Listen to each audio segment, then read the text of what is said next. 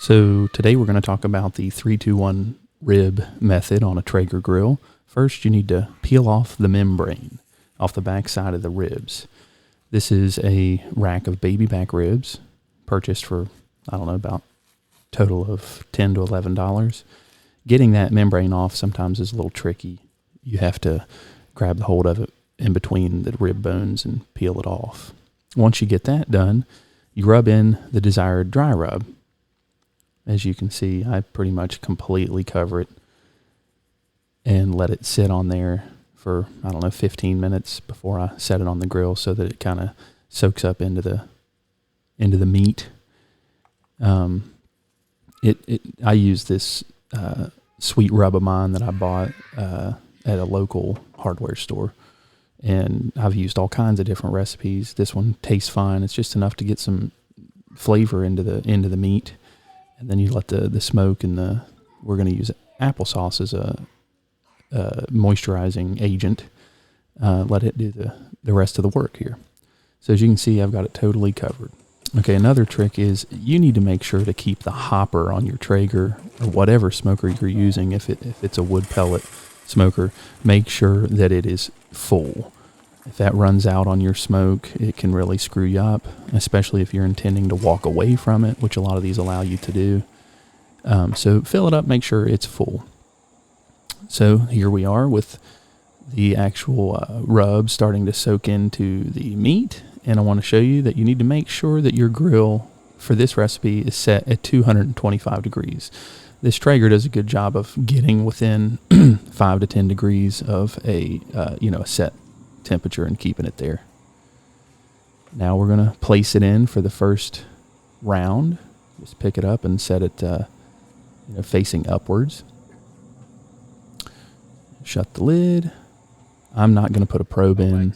And then you set a timer for 3 hours. And there's a Traeger app. I'm just showing you this for keepsake. And then every 15 minutes or so, make sure to keep your ribs moist. And I use apple juice, something with more sugar, to spray on top of it and just keep it moist. Do that about every 15, 20 minutes throughout that 3-hour time period. And when you're done, you do the 2-hour thing, which is the braising. So as you can see here, I'm picking up the meat. I cut it, out of the video. I cut it into pieces so that I could fit it inside of a reusable aluminum tray. It's much easier than, in my opinion, than individually wrapping them in aluminum and trying to make sure your liquid stays in there and making a huge mess.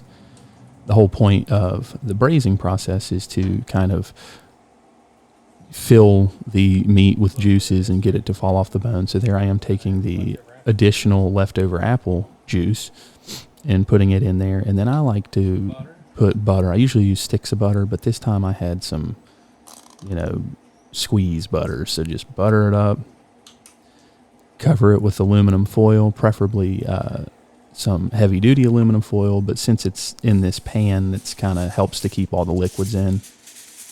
I'm just using regular foil in this instance because I'm not worried about it busting or coming through, because I'm kind of doing this in an easier way. And you don't have to wrap them individually. The whole point of this is just to kind of let the liquids in there do their trick, and they'll do it just fine inside of a reusable pan like that for this. And then there's the finished product. Look at the smoke rings. We did not do the last hour of it because we did not want to glaze anything on it. We tend to eat our ribs with just dry like that with no sauce. But the last hour you put on there to put your barbecue sauce on and let it glaze, kind of turn into a gelatinous sort of substance. And if you like it like that, that's what the 1 hour is on the 3-2-1. I just did the 3-2, and that's all you really need to do. But the 3-2-1 is the last hour is glazing. Hope you enjoyed. Like and subscribe.